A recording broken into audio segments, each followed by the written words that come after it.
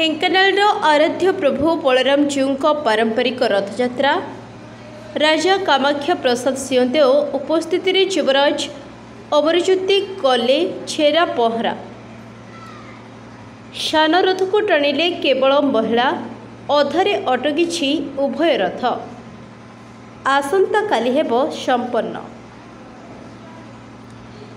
पवित्र श्रीगुंडीचा अवसर में ढेंकानालर आराध्य प्रभु बलराम जीउଙ୍କ रथयात्रा परंपरार अनुष्ठित हो जाइछि। तेबे चलित वर्ष नीतिकांति रे विलंब घटिथिबा बेले अधारे अटकिछि उभय रथ।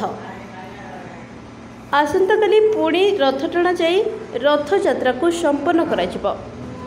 ढेंकानालर परंपरा अनुसार राजा कामाख्या प्रसाद सिंहदेओ रथरे छेरा पहरा करिसेंती।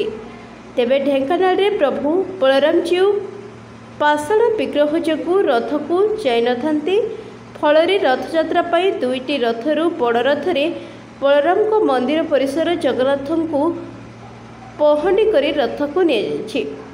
सान रथरे दधि बामन मंदिररु माता सुभद्रा सहित श्रीजीउ को पहंडी करी निया जायछि।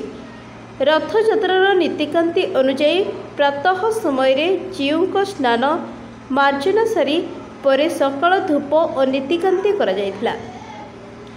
परे पहंडी बेश और मंगलार्पण पूजा करी राज्य दर्शन करा जायथिला। चलित वर्ष विलंब जोगु मध्याह्न 12:40 रे पहंडी विजय करा जायछि।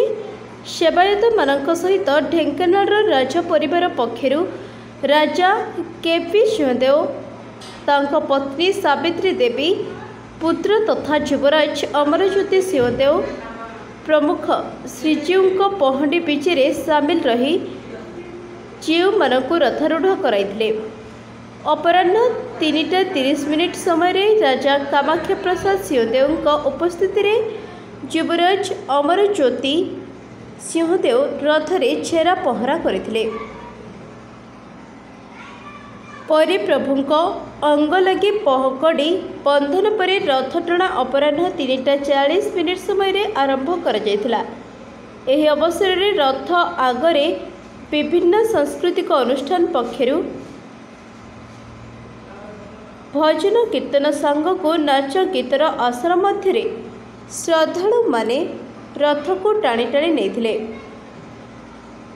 फलरे संपूर्ण ढेंकानाल सहर आध्यात्मिक परिवेश रे बुड़ी रहिथिला। जय जगन्नाथ ध्वनि रे कंपी उठिथिला ढेंकानाल सहर। बड़ रथ को समस्ते टाणुथिबा बेले सान रथ को केवल महिला माने टाणी टाणी गुंडीचा मंदिर अभिमुखे नेउथिले। मात्र संध्या परे रथ टणारे विराम लागिथिबा बेले बड़ रथ जबह चौक और सान रथ महावीर बजार ठारे अटकी रही सूचना मिली। आसंताकाली पुनर्बार रथ टणा जाई गुंडीचा मंदिर अभिमुखे नियाजाई रथ टणा संपूर्ण कराजिबो। शांति श्रृंखला पाई पुलिस प्रशासन पक्षरु 4 प्लाटून पुलिस फोर्स मुतयन करा जायथिबा बेले पुलिस अधिकारी एसपी अभिनव सोनकर और जिलापाल समेश उपाध्याय समेत प्रशासनिक अधिकारी माने रथयात्रा परिचालन करुथिबा देखिबाकु मिलिछि।